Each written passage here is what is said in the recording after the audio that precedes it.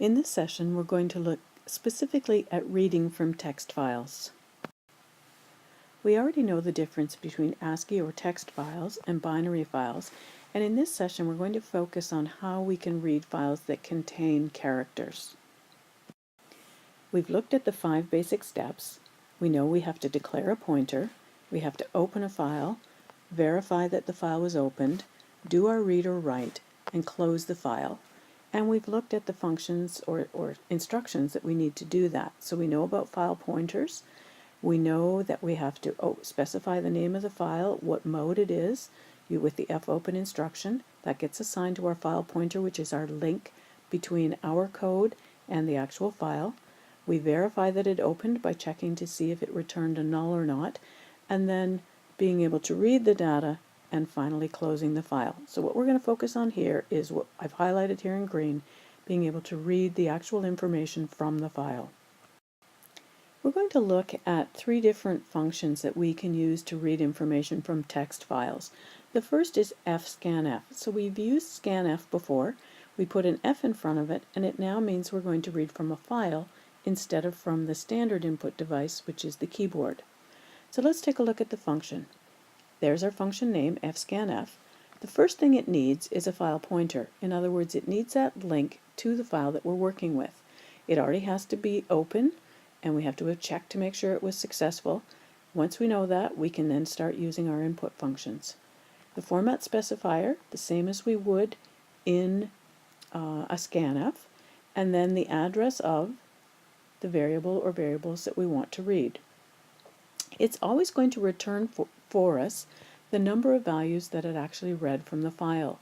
So depending on our format specifier, if we were to read 3 different things, an integer, a character, a floating point number, which can actually be stored in text files, it would say we'd read those 3 things. So here, down the example we have at the bottom, we're only going to read one thing. So if we know that file has text in it, that text doesn't represent any other values, we can use our fscanf with our file pointers to say read me a string and store it in a variable called line. It's going to return one thing saying it read one string. So let's take a look at that inside a program. We've defined max as 255, which is pretty common when we're defining strings that we don't know how much is going to be in them. So that's the biggest we can make a string, and here I've got line defined as 255 characters. I've got my file pointer and I've got my file name. Now notice when I'm hard coding a file name into here, I have to put 2 backslashes in order, whereas if we were typing it we'd just put 1. That is because it's inside it, the double quotes. It needs the first one to say I'm getting a special character, and then we follow that with the special character. So remember, the other place we've seen that backslash is with new lines. We've seen it with our string terminator for our strings. So it's very common to see that backslash followed by another character. Here we have our file open, here's our verify line, and here's our read. So we're reading a string from the function, we're storing it in line, we're closing the file just to be safe, and then we're printing it out. So there's our parameter, there's our variable. So let's take a look at the actual output of that. We can see here, there's what it read from the file. There was the text in the print statement, so the first line is, and that happens to be a line from an S19 file, which is the object code from a Motorola family assembly program. The second instruction that we can use to read information from a text file is fgetS. So here the F stands for file, and then we've seen getS before, which stands for getString. And it's going to get us one complete line from the file, and that's pretty useful to us. So let's take a look at the format. The function, we need a string variable in order to hold the values or the information we're reading from the file. We need something that tells us how big that variable is, and then we need our file pointer. It's going to return either a null if there was an error in the read, or an end of file saying there is no more information in the file to be read. So let's take a look down here. We have fgetS. Line is our character string variable. Size of is a built-in function that we can use to figure out how big anything in our code is, and our file pointer. If we look at that in an actual program, we can see our file pointer, our file name again, our string. We open to read, we check to make sure the file opened properly, and here's our fgetS. So the output, or the value we're reading from the file, goes into line. We've defined how big that is, and there's our link to our file. We close the file, and then we print the first line is, and we print our string. And here's our output. We can see we've read that same file. We print first line is, and then the contents of that S19 file, this time using fgetS. Now the third function that we have available to us to read from a text file is fgetC. So the F for file, getC for getting a character. So now we're going to read, instead of line by line, we're going to read character by character.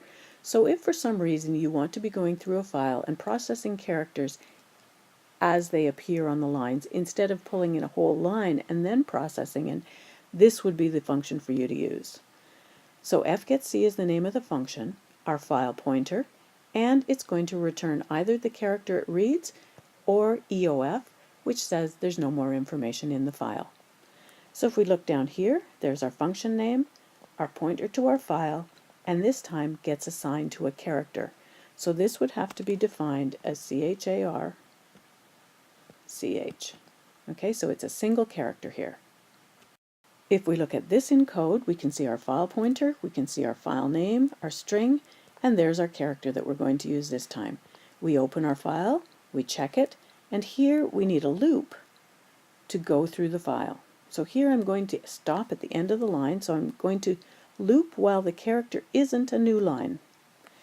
Here's where I read one character using fgetC, my link to the file, and the result gets put in CH. I'm going to write CH into my string.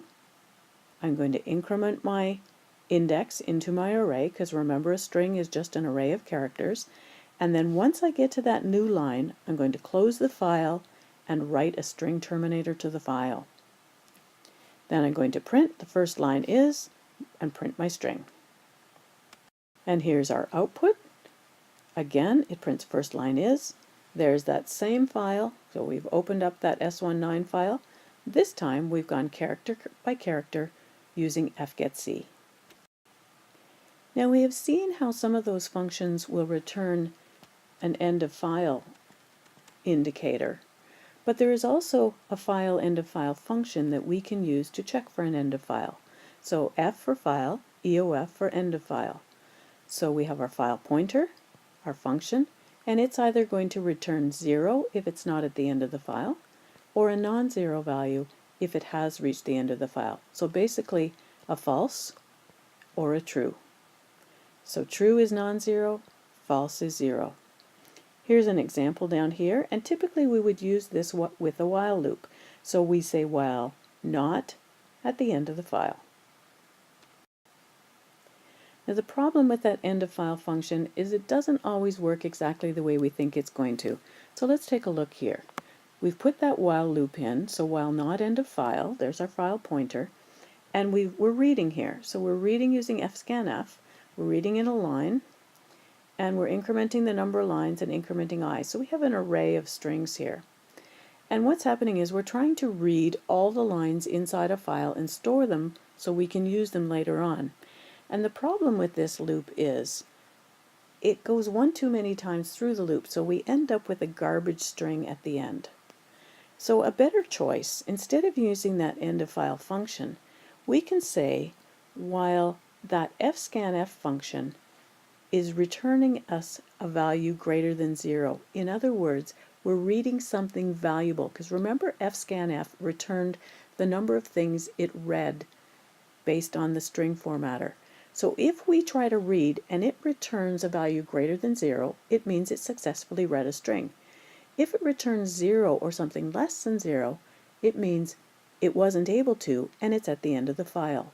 So here we're able to read the string, we're still able to move through our array, but this time it's going to stop when it's finished.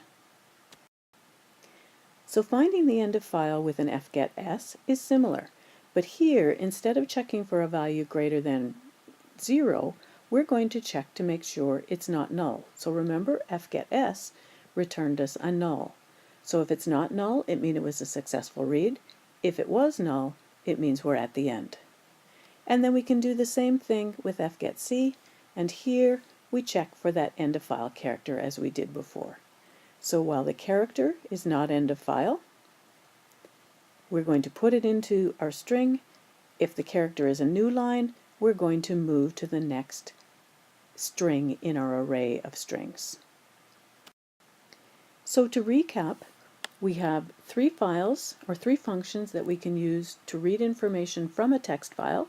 We can use fscanf and read in based on our format specifier, so we could actually read in multiple things if we wanted. Normally with a text file, we're just going to read a line at a time. We can use fgetString. We need to specify the size of the space we've allocated for the input from the file, or we could go character by character with fgetC. For checking for the end of the file, we have that file end of file function. Sometimes it causes a bit of problems, but we can also use the checks either to null with fgetS or with checking for greater than 0 with fscanf.